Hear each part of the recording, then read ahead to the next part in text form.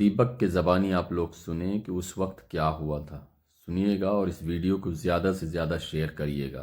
26 जनवरी बनाकर हम दोस्त की शॉप में गए, बैठे वहाँ पर थोड़ी देर बातचीत करी, यार दोस्तों से मजाक मस्ती वगैरह चली है। तो उस दौरान देखा मैंने कि बाबूजी की दुकान पर कुछ आते हैं लड़के और वो थोड़ा सा बाबूजी के साथ बदतमीजी वगैरह करते हैं। और फिर मैं बाबूजी को देखता हूँ तो बाबूजी की तबीयत कुछ ज़्यादा ही मेरे को ख़राब पहले से ही लग रही थी और उनको देखकर और ज़्यादा तबीयत उनको उनकी ख़राब लगने लगी। तो मैंने देखा, यार मैंने कहा इतने बुजुर्ग आदमी के साथ ये इतने मतलब कम उम्र के बंदे जो हैं उनके साथ इतने गंदे तरीके से बात कर रहे हैं, बदतमीजी कर रहे हैं, तो मेरे को बड़ा अजीब सा लगा। मेरे को मतलब इतना बुरा लगा, यार मैंने कहा इनकी इनकी उम्र के तो इनके नाती पोता हैं जो ये इनके साथ इतनी गंदे तरीके से बातें कर रहे हैं। तो मेरे को उस टाइम पर बहुत ज़्यादा बुरा लगा। तब मैंने उनसे बात करनी चाहिए और मैंने उनको जवाब भी दिया कि मैंने कहा आप कैसे बात कर रहे हो, उनकी उम्र देखो कितनी बड़ी है, 70 साल 75 साल की एज है उनकी, और आप ऐसे बदतमीजी से उनके साथ बातें कर रहे हो। क्योंकि इनके साथ वो बदतमीजी कर रहे थे और बदतमीजी इतनी ज़्यादा कर रहे थे जो मुझसे बर्दाश्त नहीं हुई। तो उन्होंने मेरे से एक बार मेरा नाम भी पूछा और उन्होंने मेरे को बोला कि तुम्हारा नाम क्या है। तो मैंने कहा भाई तुझे मेरे नाम से क्या लेना देना। मैंने तो मेरे कहने का मतलब ये था कि भाई मैं इंसान हूँ, मुझे मेरे नाम से मेरे काम से तुझे क्या लेना देना, तू ये बता। तो उसने मेरे को फिर दोबारा उसने मेरे को बोला कि तुम्हारा नाम है क्या, तुम अपना नाम बताओ। तो मेरे दिमाग में एक चीज़ आई, यार ये बंदे जो हैं मेरे को बंदे यहाँ के नहीं लग रहे हैं, ये बंदे मेरे को कहीं और के लग रहे हैं। क्योंकि मेरे को 30 31 साल मेरे को जिम करते करते हो गए और 40 42 43 साल की करीबन मेरी एज है। तो मैंने कहा अगर ये बंदे यहाँ के होते तो मेरे को जानते, तो मेरा नाम ही नहीं पूछते। उसके बावजूद भी मैंने उनको अपना नाम बताया और नाम बताने का मेरा मतलब ये था कि जो मैंने उनको मोहम्मद दीपक बताया तो उसके पीछे का रीज़न ये था कि क्योंकि जो हमारे बाबूजी की जो शॉप है वो बाबा जी के नाम से है और बाबूजी जो है हमारे मोमदन है और वो लड़के जो हैं वो हिंदू हैं।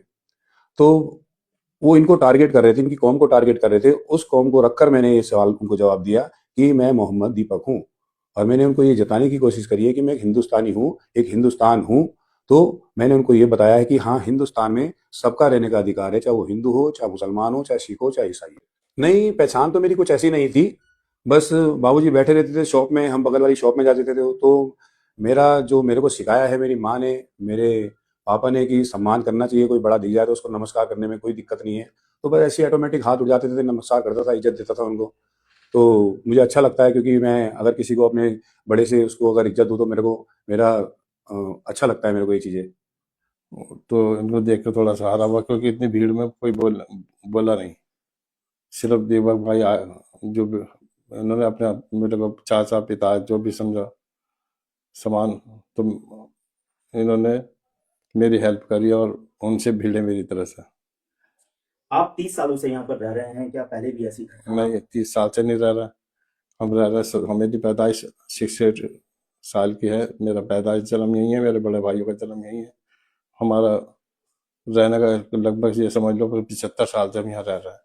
मेरे भगवान ने मेरे को ये कभी नहीं सिखाया, मेरे बड़ों ने मेरे को कभी ये नहीं सिखाया, क्योंकि मेरा धर्म मेरे को कभी ये नहीं सिखाता कि तुम कभी भी अगर कुछ गलत हो रहा है उसके लिए आवाज ना उठाओ। आवाज, मेरा धर्म मेरे को कहता है कि आप आवाज उठाओ। मेरी माँ ने, मेरे पिताजी ने मेरे को हमेशा ये सिखाया है कि अगर गलत हो रहा है तो बेटा उसके लिए बोलो और उसके लिए आवाज उठाओ।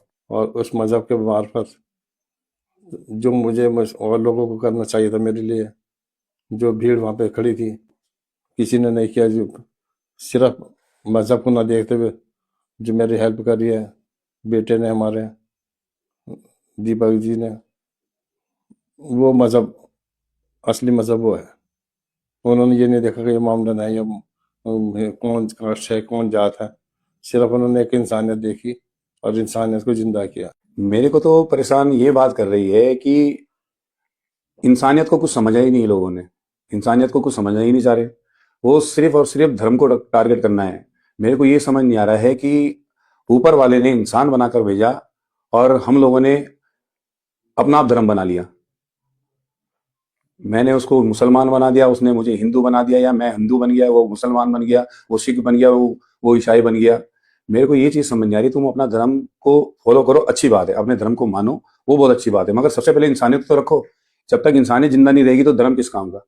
परेशानी ये घटना परेशान ये कर रही है कि एक अच्छा काम करने वाले को इतनी परेशानी उठानी पड़ रही है। तो लोग जो अच्छा काम करना चाहेंगे वो हिम्मत नहीं कर पाएंगे, लेकिन इस घटना को देखकर जो नहीं चाहते थे काम करना वो भी काम करना चाहेंगे। ऐसा है भैया कि देखो कुछ लोग ना इसको फजूल की बातें समझते हैं। वो आने वाले बच्चों के फ्यूचर के बारे में नहीं सोचते। अदरवाइज अगर हम आज इसके लिए आवाज नहीं उठाएंगे तो कल हमारे बच्चों के साथ ये होगा, तो उनके लिए भी कौन आवाज उठाएगा। उनको ये चीजें सोचनी चाहिए कि अदरवाइज आज हमारे साथ हो रहा है और दूसरे सामने वाले इंसान के साथ हो रहा है। अगर हम आवाज उठा देंगे तो क्या पता हमारे बच्चे भी हमसे कुछ सीखें और हमारे से बच्चे कुछ हमारा ज्ञान लें कि कल के दिन वो भी आवाज उठाएं और उनके साथ कुछ ऐसा हो तो उनके खिलाफ भी आवाज उठाई जाए। मेरे हिसाब से अगर देखा जाए मैं तो खड़ा हूंगा। औरों की सोच क्या कहती है वो मेरे को नहीं मालूम, क्योंकि जैसे आजकल के लोगों की मैंने देखा है ना कि सोच क्या कहती है। सोच ये कहती है कि ये मोमदन है तो मैं इसके चक्कर में क्यों। मोमदन तो बहुत दूर की बात है। भाई भाई के काम नहीं आ रहा आजकल, बेटा बेटे के काम नहीं आ रहा, बाप को बेटा नहीं समझ रहा है।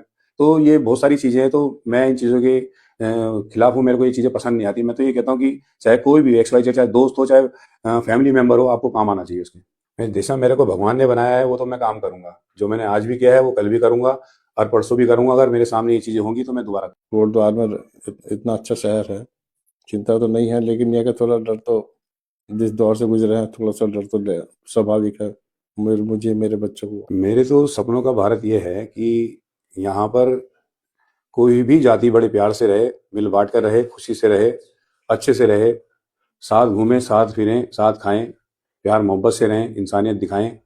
सबका धर्म यही सिखाता है कि प्यार मोहब्बत से रहना चाहिए और अच्छे से रहना चाहिए। सपनों का भारत अच्छे अच्छे कार्य करने वालों के लिए एक सपना यही होता है कि मैं किसी के लिए अच्छा करूं। देश की यही पहचान है। जैसे मैं जिम लवर हूँ। जिम लवर ना बाहर से बड़ा लंबा चौड़ा होता है और अंदर से नारियल की तरफ सॉफ्ट होता है। उसको इन चीजों से ना, जैसे कि अभी ये बीच में जो 26 जनवरी को जो घटना हुई है, तो इन जैसे चक्रों में ना इतना ज्यादा गौर नहीं करता, मगर जब कभी कुछ गलत होता है तो उसके आगे आगे खड़ा हो जाता है। क्यों? क्योंकि उसको सिर्फ अपनी वर्कआउट से मतलब रहता है। वो फालतू इन चीजों में ध्यान देता नहीं है। उसको एक चीज करनी है, सिर्फ सुबह उठना है, डाइट लेनी है, जिम जाना है, फिर आके डाइट लेनी है, सोना है, फिर शाम को जिम करना है। उसको सिर्फ यही नहीं है कि लोहा ही उठाना है या जिम ही करना है। जिम लवर का दिल ना बड़ा सॉफ्ट होता है। वो बड़े प्यार से पिघल जाता है। उससे बड़े प्यार से बात करो, बहुत प्यार से पिघल जाता है। वो अपना दिल भी तुम्हारे सामने निकाल के रख देगा। जिम लवर ऐसे होते हैं।